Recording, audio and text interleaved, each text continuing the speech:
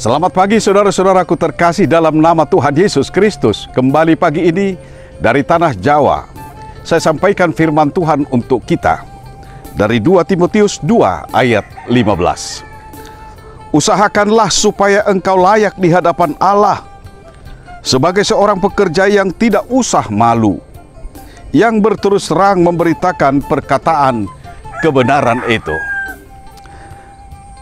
Saudara-saudaraku terkasih, nats kita pagi ini hendak mengingatkan kita semua, setiap Kristen itu memiliki tanggung jawab misi. Memiliki tanggung jawab misi, yakni memberitakan Kristus adalah Juru Selamat. Karena itu, setiap Kristen, setiap kita saudaraku, tidaklah boleh menganggap remeh kekristenan yang ada pada kita. Dalam sejarah berdirinya gereja, saudara-saudara, jemaat pertama sekali setelah Kristus naik ke sorga, status kekristenan mereka justru menjadi pertaruhan yang menentukan hidup mati mereka.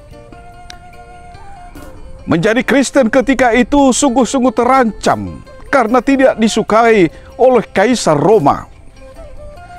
Namun karena begitu berharganya kekristenan itu, saudaraku, mereka rela untuk menderita sambil tetap menghidupi kebenaran Kristus secara konkret di dalam kehidupan mereka sehari-hari.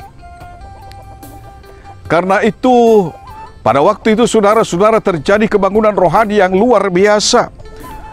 Orang-orang atau masyarakat Roma melihat keteguhan dan kesetiaan jemaat yang pertama yang teraniaya itu.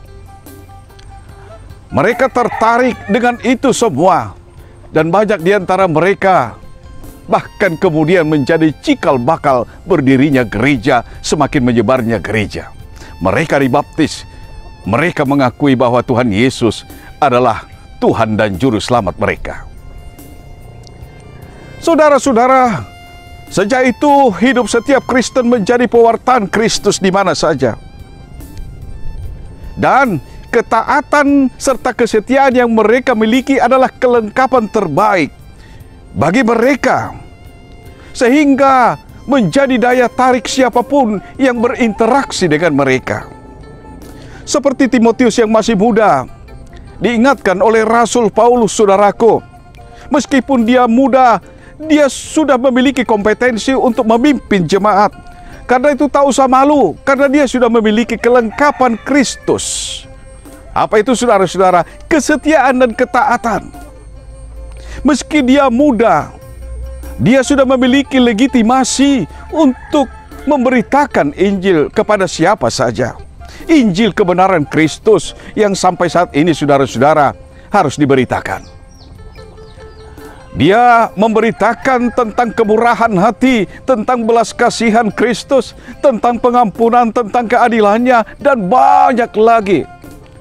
Kehidupan yang memulihkan harkat kemanusiaan yang terhilang karena berbagai faktor di dalam hidup ini. Dan saudara-saudaraku yang terkasih, saat ini kita melanjutkan pewartaan Kristus itu tanpa terkecuali di tempat kita masing-masing, di kompetensi dan talenta kita masing-masing, menjadi pemberita kebenaran Kristus melalui hidup kita sehari-hari, melalui interaksi kita dengan siapapun setiap hari. Karena apa, saudara-saudara? Karena kita adalah garam dan terang. Kita adalah surat Kristus yang terbuka untuk dibaca oleh semua orang. Anda dan saya, saudara-saudara. Kita juga adalah sahabat bagi siapa saja tanpa pandang suku, agama, dan ras.